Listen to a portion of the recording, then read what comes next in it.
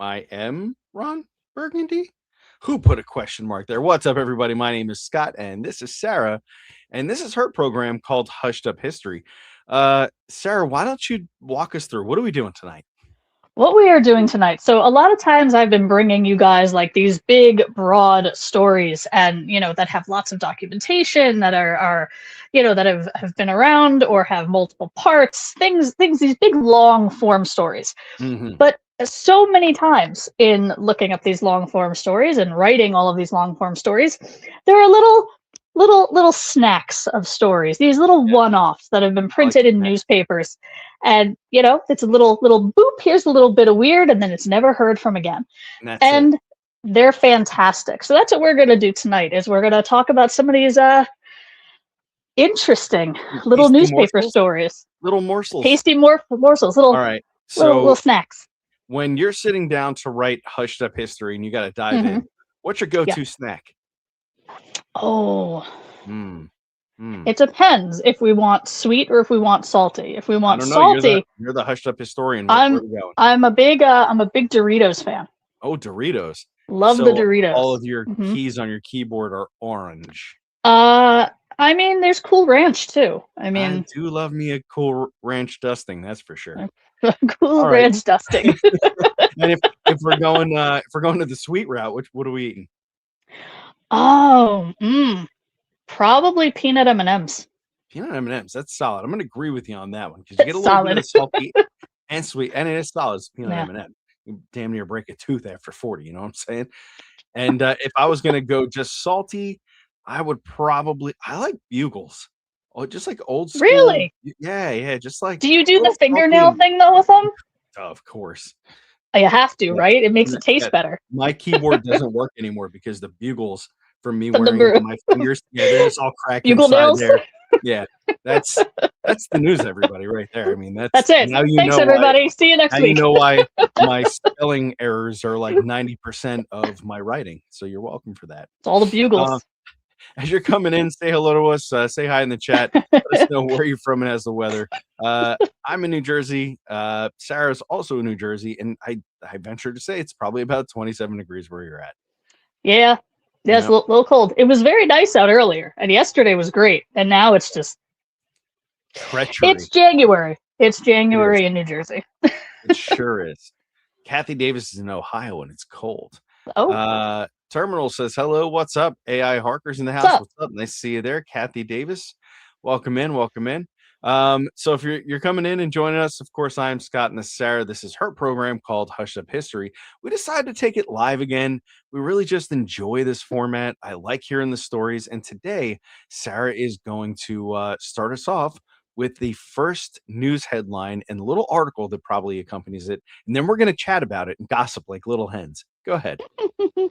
Okay, so the first one we are going to talk about today was printed in the Chicago Chronicle on February 12th, 1897, and it's entitled Eccentric Ghost in Indiana.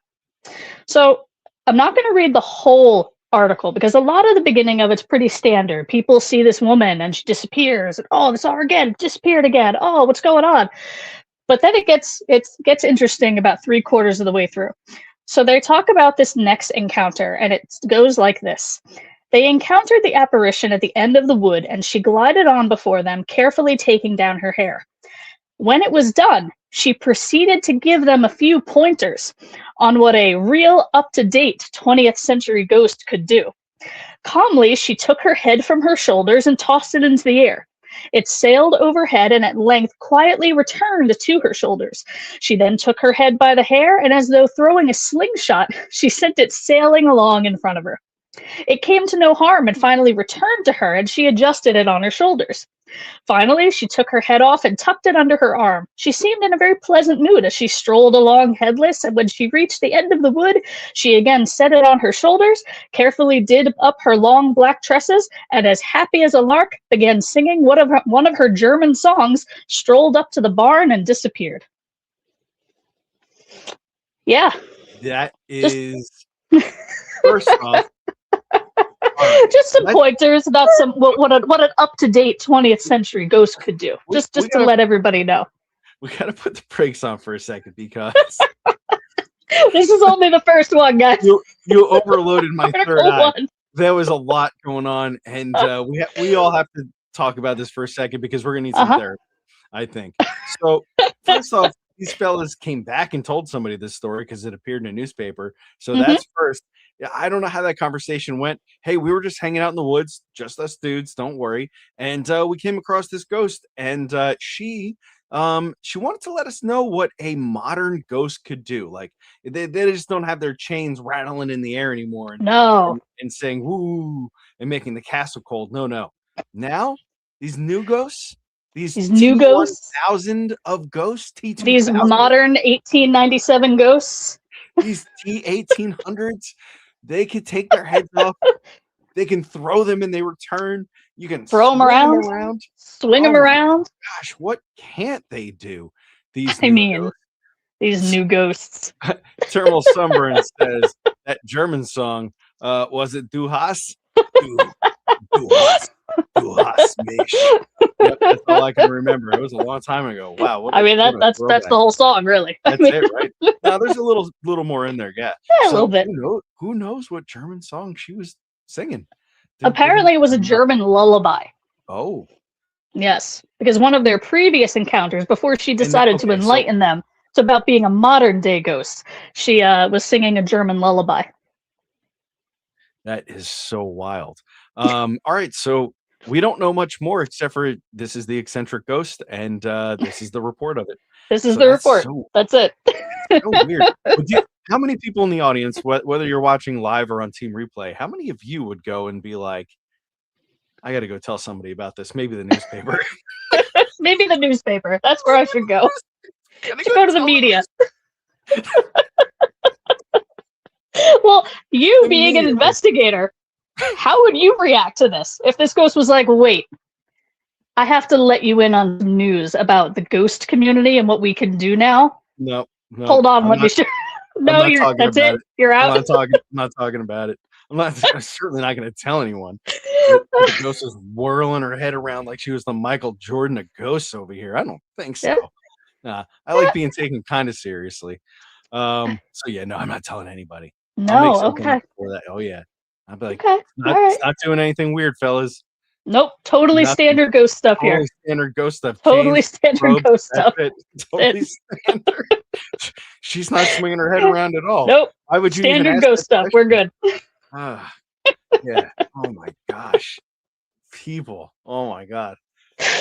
Although I would believe them. I'm going to give this a believable story. Yeah. Okay. We should rate it. Yeah. So, how many people down below think that this is a believable story? Let me know. I'm gonna say either believe it or no. Yeah, no. So I'm gonna go ahead and hit this with the old I believe it. Guys, we have sound effects now. You know how we do up here in the Sky studio. All right, Sarah, bring us on to the next one. What do we got? So this one, it's not a ghost one. We have more ghosts coming up, but this one is not one. This is from good old Kearney, New Jersey. It's printed in the Morning Call of Allentown, Pennsylvania on September 20th, 1925. And the headline reads, Bootleg Coffins Seized. Police at Kearney take them from boys playing funeral. Kearney, New Jersey, September 19th, 2 satin-lined coffins, which the police assert were used for transportation of liquor, today were taken from children playing funeral at Passaic Avenue near the Passaic River, long known as a rum-running section. Policemen were called to the place on a complaint of a woman who objected to children playing with coffins. It's always one. So we got some stolen coffins that were used to transport liquor that somehow ended up in these kids' hands near the Passaic River, and they were playing funeral with them. And someone did not like it. There's a whole lot in that very small little paragraph going on. For a lot of people, I just want to remind everybody, for my regular job, I am a law enforcement officer. And I can tell you that if this call came over today in 2026 over the radio and they were like, Davis, we're going to need you to head over here. There's some kids playing with a coffin. The caller says she doesn't like that. my head would probably She explode there doesn't because like that. she doesn't like that they're playing with a coffin. Like, whose business is it? Are their parents watching? Are they witnessing? But this is what year was this? Did it say? This is 1925. 1925. This Karen's hanging out. She's got no job. Her husband's got no job. They're not doing anything. They just got maybe a window to look out. And where did they find a phone? Now they probably had it. She was so mad. She had to hunt a police officer down at that time. So there's a lot of all right, but But there's a now, lot. okay, what's more outrageous? Having somebody come up to you and be like, "Listen, there's a ghost who's like flinging her head around because she says she's modern," or somebody coming up to you and like, "Look, by the river, there are these kids. They somehow have coffins that had alcohol in them, and they're playing funeral, and I don't like it." Were they in a van? Because if they were, I know who they are, and we told them that's where they were going to end up. Man, neither one of those are things that I want to talk to anybody about. Neither one of those are good. Because then I have to confiscate the coffin, and what am I going to do with it, right? What am I Two doing of with them. your coffin? But, two coffins. Okay, I think it, people in New Jersey, hey, we're very resourceful. So if you don't know anything about the area that we live in, rum running was a big deal. We even so much so that we have a restaurant not too far from here called the Rum Runner. And basically bootlegging here on the coast of New Jersey into Manhattan was a really big deal. So for these guys to be like, how we got to get liquor over to Manhattan. What are we going to do? I know, let's build coffins and we'll put the liquor in coffins. I mean, that's just enterprising, if you ask me. No shame in that hustle. But then how did the kids come across? Did like these rum runners, like they woke up and they're like, "Hey Louie, where's the coffins?" And Louie's like, I don't know, man. We were drinking rum. I don't remember. And then it's just like these little kids, and they're out like on the shoreline playing with your coffin, and then you realize that you're never going to get them back because the playing funeral in the river. But at least they were using it for the right thing, right? So I mean, I guess there's worse things. Oh, this is good. Hey, little tykes, if you're listening. Little tykes, if you are listening, stop making those silly little kitchens. We throw them out. Make the little tykes funeral set. All right. For your little Timmy or Tammy to become future mortuary people. Let's not just teach them home economics. All right. Let's get them set up. They come with a little plastic urn. It can have like instead of little tykes car, it's a hearse maybe. And there is in Germany, I believe, there is a museum that has something to do with the funeral industry in some way, shape, or form, and they sell building block sets of like a hearse and a crematory and things like that. Yeah, little tykes, let's get on it. I know that there are a lot of parents watching right now. They want this for their kids. They had like a cauldron set a couple years ago, didn't they? That probably went over real well with. No, I think they did. I'm gonna look it up. I gotta find it. All right, that's funny. So, who out in the comments, whether you're watching this live or on Team Replay, how many of you folks would get your kids or your grandkids the Little Tykes coffin set? Mortuary. Get it for myself. You get it for yourself, right? I know. See, listen, I am a marketing genius. I know a lot of people don't realize it, but I am. Yeah, AI Harker says the elder emos want them for themselves. So there you go. Yeah, so I mean, you're not wrong. I don't consider myself ever being emo, but I understand the sentiment there. All right, Miss. Okay. Oh, MC Lady Boot says she's watching live. Thanks so much. Oh, hey. Thanks. Make sure if you're just watching this for the first time, if you're not subscribed here on the Signal Network, please do me a favor and hit that subscribe button. Thank you. Go ahead there, Sarah. What's our next headline? So the next headline is from the Philadelphia Times of Philly, December 7th, 1891, and it is entitled "A Foot Outlined in Blood." Okay. The people of the little hamlet of Milton Cross Road, lying some 10 or 12 miles east of this place, are frantic over a mysterious and ghostly occurrence of nightly frequency. This is the print of a foot outlined in blood, which has been found recently in every house in the village.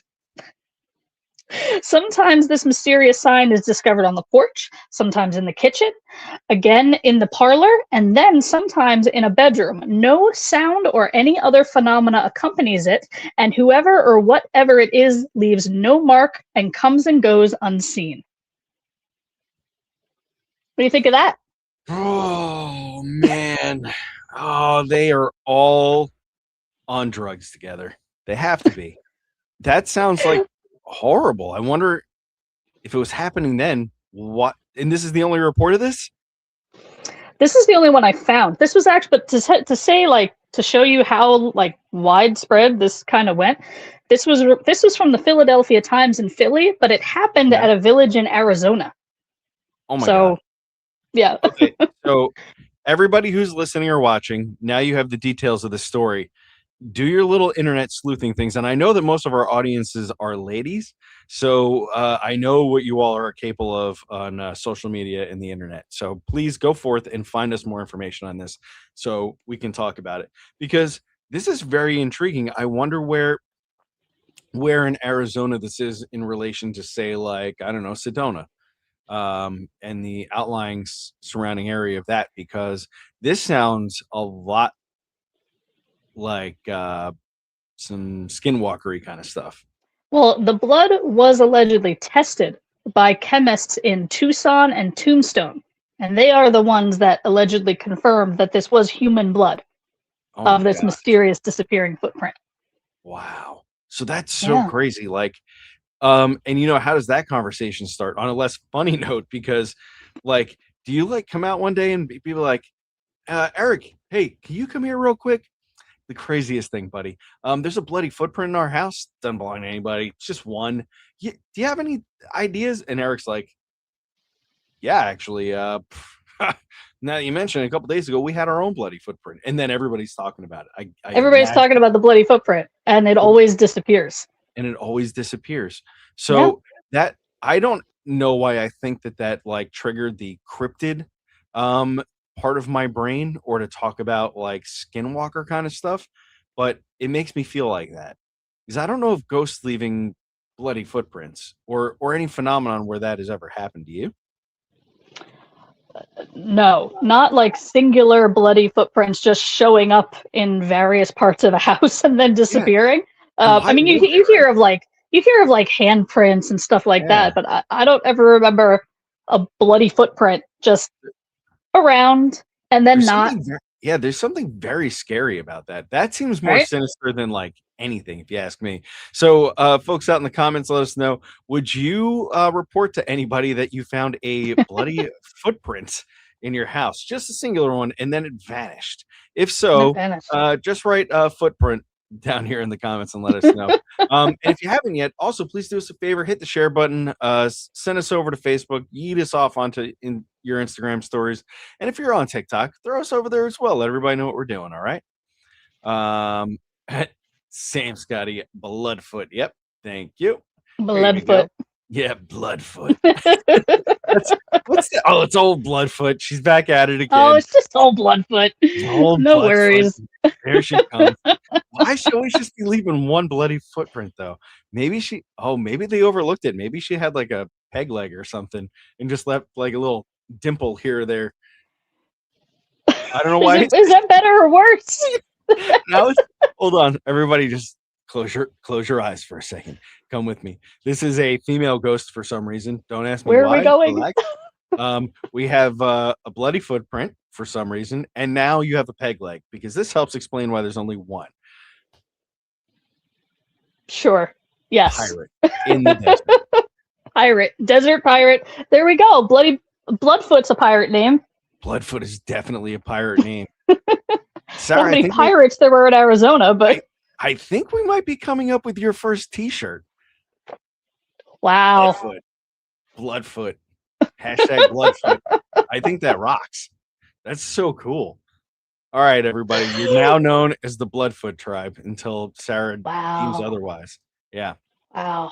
Yeah. All right. Yeah. Yeah.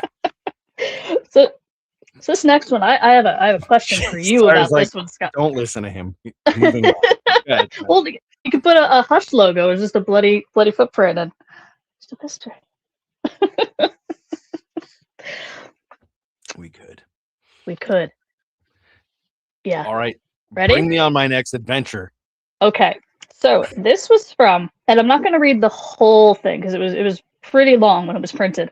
This was printed in the Daily Dispatch of Richmond, Virginia, August 16th, 1855. Now, around this time, you had the spiritualist movement that was sweeping through everywhere. People were very, very into the idea of spirit communication and communing with the dead. We had the Fox sisters. There was a point where a little bit later than this, maybe like the 1860s, I believe, where like Philadelphia, for example, had over 60 seance circles happening. Seances were a big deal, and they were reported on very, very in depth because everybody wanted to know what was going on, and people also wanted to know where they should go for their next seance. Okay. And here is one write-up.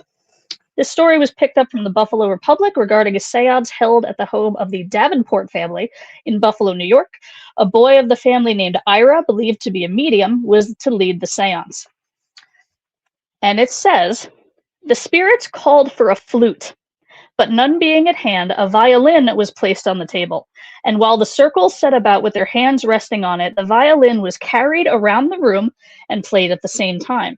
This manifestation was an open one, and one in which there seemed to be no possibility of fraud.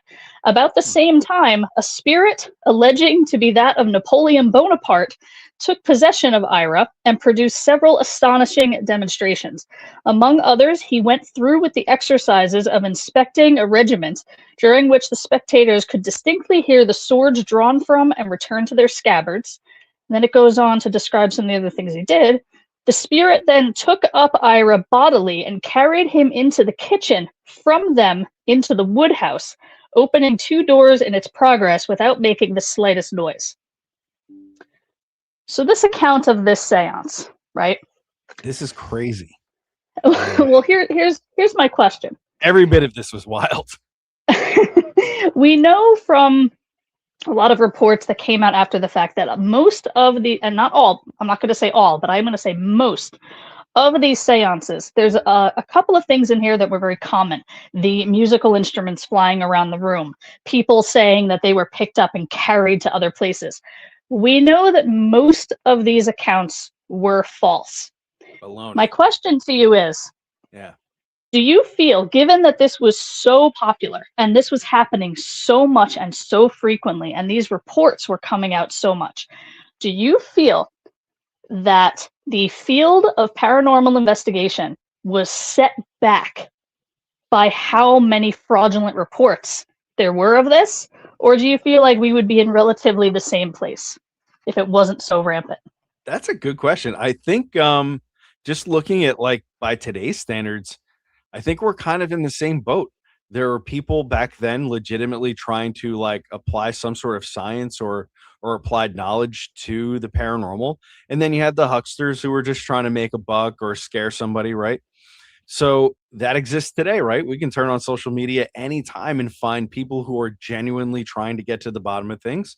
And then we can find people who are full of baloney and faking evidence because they want notoriety, right? And that's, I couldn't point my finger at anybody in particular on those sorts of things. But we all know it's happening. So, you know, it's definitely one of those things, like it probably goes in swings, right? Like we in the paranormal community focus on this a lot. We look at the paranormal very seriously. And every once in a while, our colleagues will come up with a really cool piece of evidence that is very undeniably a real authentic piece of video or audio that can't be explained.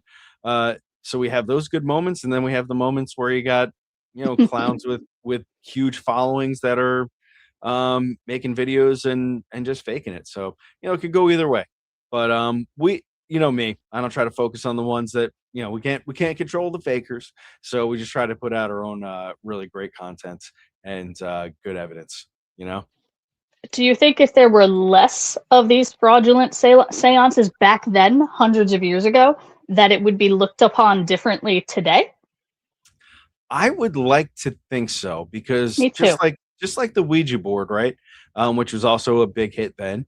Like if there weren't so many fakers, the real people could have shown through and been more authenticated, which would have given us folks now a bigger leap ahead as where we're at right now, if that makes sense.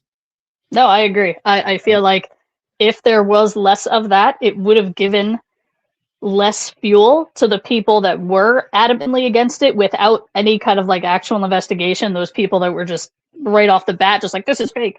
I think that gave them enough fuel to be like, look, it's all fake. And I think it put everything back significantly. I think we'd be in a very different place in terms of paranormal investigation if this at the onset, because this is all right when it was kind of getting huge.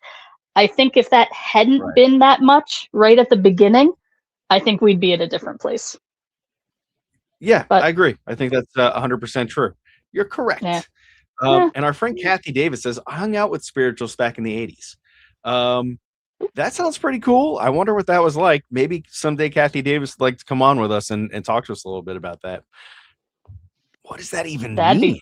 That'd be wild. I know. Did you guys have to dress up in like Victorian era clothes and stop eating nutrient food? Stop eating nutrient food? Yeah, like good food. Like you said, eat like newspapers and like sawdust and stuff. That's what you lived off of. Or today, like me, Doritos and peanut M&Ms. Doritos and peanut M&Ms. No nutrition whatsoever, but it tastes okay. Oh. All right. Where do I talk about now? Okay, we're gonna talk about this one Lourdes. next. What's up, Lourdes? In the 80s, there was a lot of activity all over. Mm-hmm. I always wondered about that. Hello, this is our friend Lourdes. She's awesome. Hi, Lourdes. Hello, everybody. Hi, Lourdes. We should have Ron and Lourdes come on and hang out with us. That would be fabulous. That would be fun. It's an open invitation for our buddies. All right, what's our next headline, friend? Okay, ready? This is from the Boston Globe. This was printed on September 8th, 1949. Ooh. Black candles and wet noodles stop hiccups. Ready? This actually happened. It was printed in the Boston Globe, but this happened in St. Louis, Missouri. Bob Meyer, 23-year-old clerk, had suffered from hiccups for 8 days when a mysterious stranger showed up at his home. From a black bag, the stranger took 2 black candles and lit them.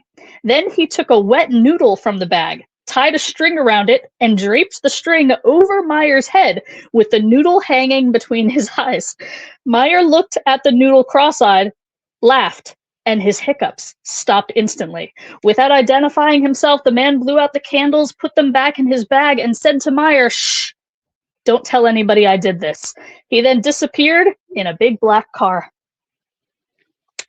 The men in black came to help this solving man hiccups with the remedy that is only known on Venus and Uranus. It was the only black candles and wet noodles. Black candles and wet noodles. These are the things I bring on a date. Black candles and wet noodles. Does this sound all right? Does this sound hokey? Why would anybody report this? Who did he tell that went to the newspaper? And what happened? See, I think that fits pretty well in the theme we've been discussing of, good God, you told someone this. You went to the media and said, this happened. You wanted to tell me, sir, my good man, my good non-hiccuping man. You wanted to tell me that did you call this man, by the way? Did you find him in like a Craigslist ad or something? I'll come to your house and solve your hiccups with 2 black candles and wet noodles. You just have to believe me. And he shows up and he drives away into the sunset. Why'd you let him in your house? I mean, I know things were different in 1949, but I don't know. Somebody shows up at your house with a bag and is like, I heard you have the hiccups. Like, okay. So let's dive deep into one of my favorite things. Oh. Yeah. So could there be an alien connection? We have seemingly a man in black who shows up in a black car, just like in the movie with Will Smith and Tommy Lee Jones. And But does this would the man aliens have much more important things to do than solve Bob not Myers' hiccups? not if Bob Myers was in league with his brother Oscar Myers Oh, and we got the red string and the pins going. big hot dog was involved here. And yeah, put the pins triangle. You got it. Aliens, Oscar Mayer, and his brother. What's his brother's name? I don't know. Who's the man in the story? Bill Myers? Is this like an Indrid Cold connection that you're working up to here? Yes. Oh, Yeah, except for hot dogs are involved. All right. So let's just say that Big Hot Dog is not involved in this. All right. I'm sorry. I don't want you guys coming to my house. It was a guess. If I was right, it was a guess. But do you want them coming to your house if you have the hiccups for a couple days? Oh, if they're gonna bring the Oscar Mayer hot dog machine here, yeah, for sure. So anyways, what if this is like alien technology that the guy just didn't understand? What if it wasn't two black handles and a piece of noodle? What it sounded like to me was like two pieces of electronic equipment with a wire, and maybe he got zapped into like not having the hiccups anymore. I still feel like they would have much more important things to do than worry about Bob Meyer and his hiccups in Missouri. Like what? I mean, how did they even know? What level of hiccups did this man have that in outer space they were like, we have to fix this. We need to help him. They were tired of hearing him hiccup. It was 8 days straight. They could hear him. And they were like, that's enough. I cannot handle 8 days of this jerk on earth hiccuping. We got to go to Missouri, guys. Bring the candles and the pasta. We got it. No, we cannot stop in Branson, you ungrateful children. But then he went against it. The guy said, shh, don't tell anybody I did this. And he went to the paper. Maybe that's why it hasn't happened since, because they were like, we told you not to tell. And he cursed you us. Ran your mouth forever. And we could have been rid of hiccups forever. Thanks, Bob Meyer. Thanks a lot, Bob Myers. That's why your brother Oscar is so successful. He didn't rat anyone out. The secret recipe of his hot dogs. And we don't ask questions.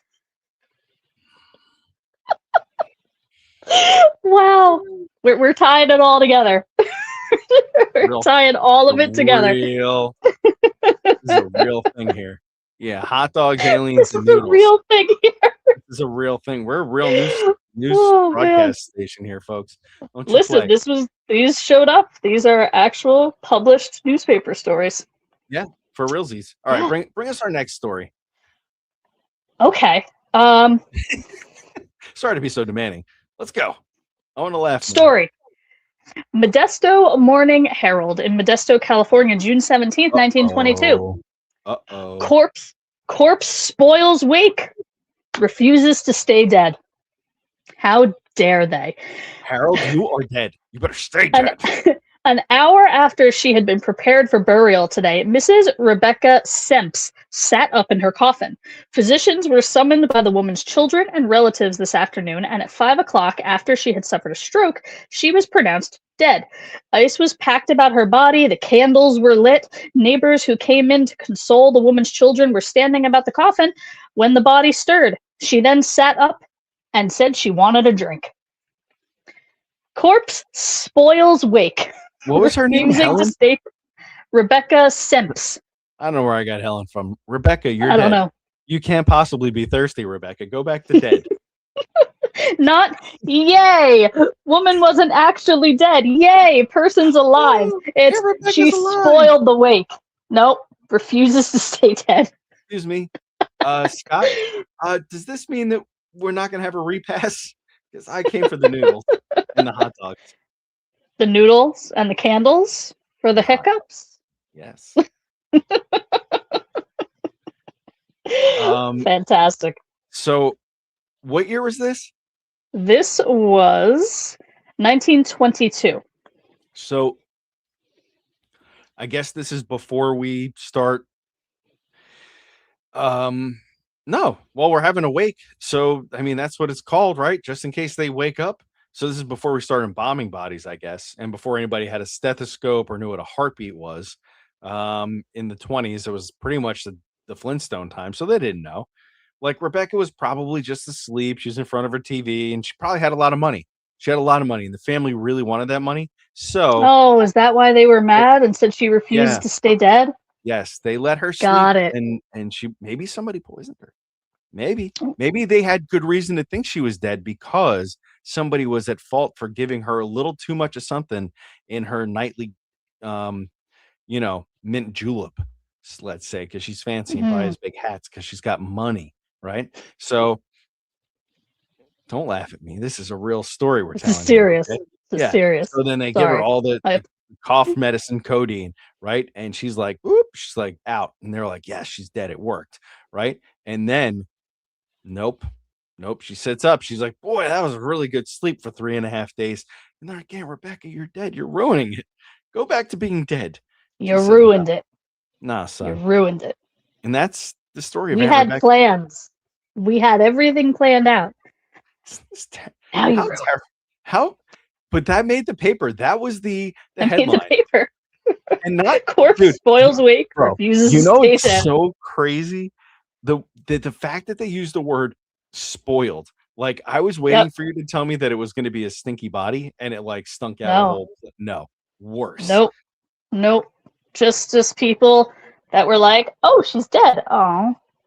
No, she's AI not. Harker says that was like a Knives Out story. Yeah, listen, I've pitched a lot of shows, and I'm pretty sure I've been ripped off a lot of times for things I just come up with on the fly. So if you're my FBI agent, you're selling my brilliant story ideas, please give me some money. Thank you. Some money. Oh. So What else you got for me? so these two, there really wasn't much of a story to it. But I have a question then. Okay. Would you rather Mm.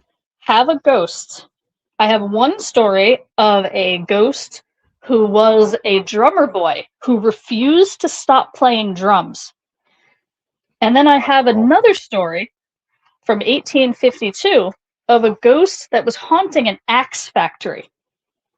Man, both of those sound so good, but I'm gonna go with the drummer Good?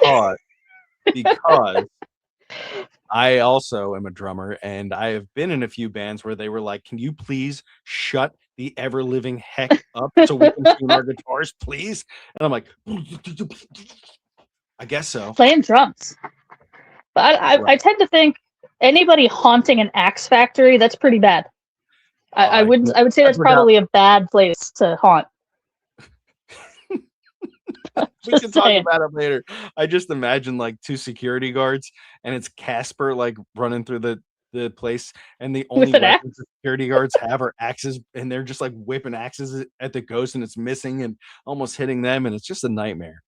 Well, This is I also mean, does this predate the modern day? I mean, 1855, is this must predate the modern day ghost where they could remove their head well, that's how they learned they could remove their head. An axe got thrown at with the one of them, axes? and he Got was it. like, "Whoop." He was like, "Oh, I Got didn't it. know I could do that." Got it. So Okay. anybody who's not been watching since the beginning, that was a callback to our first story, and you definitely have to go back and listen if you're just joining us. Welcome in. I'm Scott. This is Sarah. This is Hushed Up History. This is Sarah's program. I'm just here to be the court jester, as Sarah's telling us about some of her favorite little morsels and little stories that she's come across while researching the bigger ones. There are some doozies. So before we get into the next story, Sarah's also a published author, my friend. So, I Sarah, am. where can everybody get your book, Hushed Up History, Volume 1? Sure. So, Hushed Up History Volume 1, it is a collection of 34 stories, and they are long form stories. It's not just these little tidbits of these news stories. These are just little extra story snacks that I find throughout the time. So these are 34 different stories of the crazy, lesser-known history that you probably might not have heard before, from all over the world, all different time periods. And the book Hushed Up History Volume 1 is available on Amazon, barnesandnoble.com, and pretty much every other online bookseller you can find it.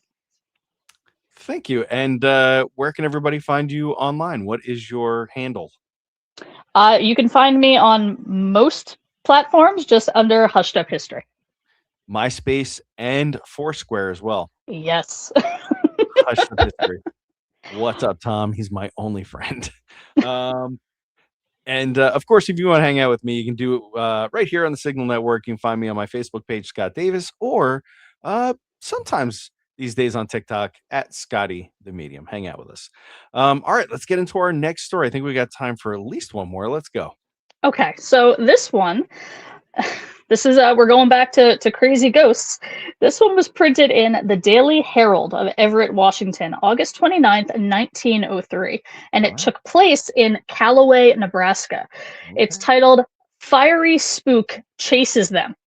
A flaming ball with legs and arms askew leaps out at them after dark. So, for the first part of his article, it talks about multiple people that say they have been pursued by this spirit. Sometimes they are on horseback, sometimes they are on for a walk, but this entire town is being plagued by this spirit. And they describe the ghost as a large ball of fire, from which can be seen arms and legs protruding in disorderly array. It moves with lightning speed and invariably appears at a lonely spot in the road, where there is a small bridge crossing a creek and the banks which are thickly lined with brush. What do you do with that? Sounds a little bit like the Headless Horseman. Oh. It sounds a little bit like a fairy tale. Well, we have talked about a headless ghost in Nebraska on one of our earlier episodes. Oh, snap, you're right. I can't remember who, though. What was his name? That was one of the first ones. Billy. Billy? That's his name now. Sir Billy. You guys can go back into the Hush Up history here on Signal Network and check out the past stories, and you'll run into the one with the Headless Ghost. That is a callback to that, yeah. How about that? Mass hysteria, mass hallucination. What do you think? I mean, I don't know. Like, it did remind me. It actually reminded me of one of these like lesser known kind of creatures that you'll see mentioned in some little newspapers here and there, called the hoop snake. You ever heard of the hoop snake? This is HOOP snake. Yes, hoop snake. Okay, so I wanted to make sure that you weren't. Never mind. Go ahead. No, it's this. You'll see it in like some random newspapers, and it was this story about, and it's a snake that claims to bite its own tail and form a circle, and that it rolls after people. And sometimes some people have said it's on fire, and sometimes people say it's not. But this circular fiery orb with arms and legs that haunts people in this Nebraska town.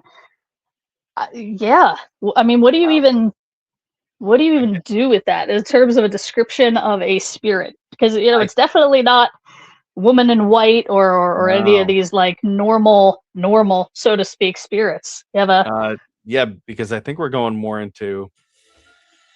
I think we're going more to the aliens. Yeah, I think that might be misunderstood. Misunderstood technology. The more things that I like. Basically, this is how I feel about it. So many human experiences are throughout history misunderstood technology, like or misunderstood science for the time, right? So there's a lot of like, people getting thrown in jail for doing science and it being accurate, like this is science, right? It's not spiritual, and that made a lot of people upset. So I think that sometimes in human history, we see things and we don't know what it is, and we try to describe it with words that we have.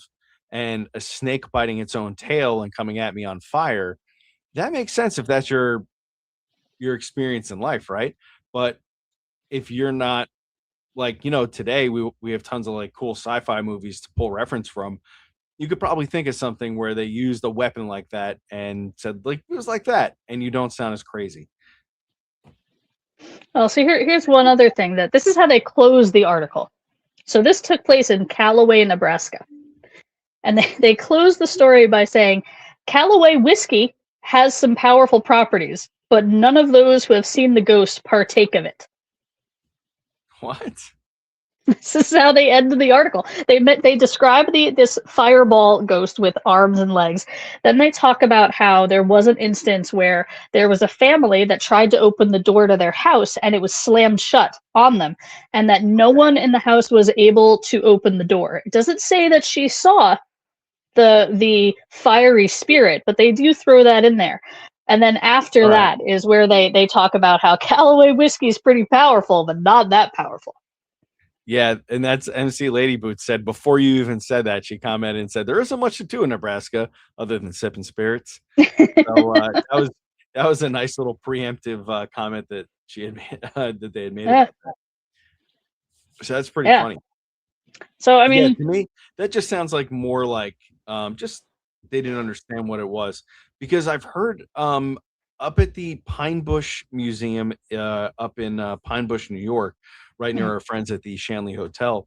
They have a UFO museum there in Pine Bush, and they talk about different kinds of light phenomenon that have happened up in that area. And one of them sounds very familiar to that fiery circle.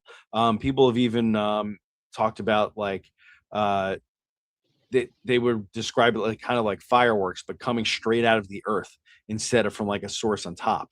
And all kinds of cool life phenomenon like that. So I think it's less spiritual, maybe some kind of scientific explanation to it. But maybe, just maybe, Mulder, it's aliens. Who knows? Yeah. So Felicity Russell says, "Did it happen more than once?" I was thinking maybe ball lightning. Yeah, that's another natural phenomenon. You know who we need to have come on for this is our friend Lauren Hellickson, who's our resident scientist. She loves talking to us about these scientific reasons why we might experience some of these ghostly phenomenon.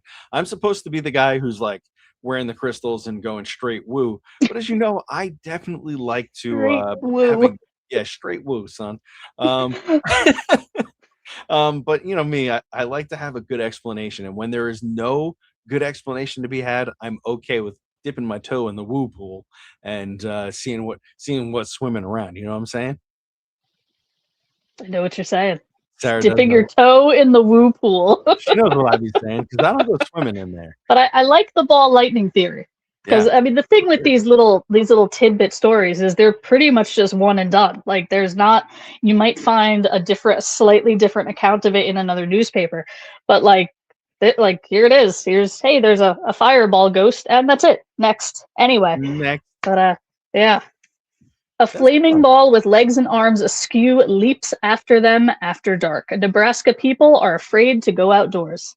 As well, you should be, Nebraska people, because. What is that? Because you got fire ghosts. You got fire ghosts. That's way worse than any other kind of ghost that I've That's way worse than the modern day ghost taking up their head. Yeah. I think it's way worse than the bloody footprint ghost. My opinion. I don't know. Well, the bloody footprint ghost does clean up after itself. So yeah, I mean, if it was like, hey, listen, for 7 days straight, you either have to have a mysterious bloody footprint that disappears on its own, or you can't go outside. I don't know, cause look, you either have a bloody footprint showing up in your house, or you have a fireball ghost outside your front door. Which would you rather deal with? I'm bloody footprint ghost all the way on that. I could deal with that for 7 days. Fireball ghost outside my door? No, no. I don't want that. The fireball ghost is misunderstood. And needs some black candles and a wet noodle from a mysterious guy on a black card. He's got the hiccups. He's just misunderstood. Okay. Okay. He just doesn't want to be. He said, just because I'm on fire doesn't mean I'm a bad person. So the fireball ghost is just like, be my buddy. I'm just my friend. Yeah. All right. Think about it. Why do everybody in Nebraska dropped the ball on that then, because instead they were going to the media. Just because you can't bring him anywhere safely doesn't mean you shouldn't be friends, right? I mean, you can go hang out. He appears by a bridge apparently, so you can go hang out by the bridge. No, we told no more bridges. Oh, no more bridges? Okay. Bridges. You ever heard the expression "burning bridges"? He's the originator. Yeah. Got it. Again, we're tying it all together here. Yeah, that's old Billy Billy the Fire Ghost. Yeah, Billy the burning Fire bridges. Ghost. Billy the Fire Ghost. He's burning bridges. That guy. There we Said go. don't do it anymore. Yeah. You Gonna ever be heard? another Hush logo. You ever heard that song "Burning Down the House"? That's Billy the Fire Ghost. Billy the Fire Ghost came up with Oh, that. Billy. Yeah, Billy the he Fire just Ghost. came out and somebody was like, "What are you doing?" He said, I guess I'm burning down the house." And then that guy went and wrote the song "Burning Down the House." It's a true story. You guys can't fact check it because I just gave you the facts. You can believe me. There you go. If you fact check Scott, you're saying you don't trust him. Fact. So yeah. Yeah, so Yeah. that's the story of Billy the Fire Ghost. Okay. Just misunderstood. Misunderstood Fire Ghost. Yeah, you just misunderstood. So Got it. all right. I think I think that's it for today. I'm like, that's it. No more. That's all we can handle. That's it. We're good. Like, do you want us to come back for more of this nonsense? Or they're like, we're not sure what this is. You guys. Well, I mean, we can ask it. Guys, if you like this, if you love these little tidbits of stories that are lesser, big, giant stories, let us know, because I can definitely find more to talk to you about. And before we bounce, what's can you give us a little teaser of what next week's recorded episode is? Oh, okay. Well, it might be one, it might be two. Not quite sure yet. But if anybody had watched my 2 episodes about the Salem witch trials, it's kind of maybe sort of a cousin about that, but it has nothing to do with Salem. It has nothing to do with witches, but it is a wild, wild story. How wild would you say? Oh, should I just say it? Can I just say it right there? I don't know. No. No.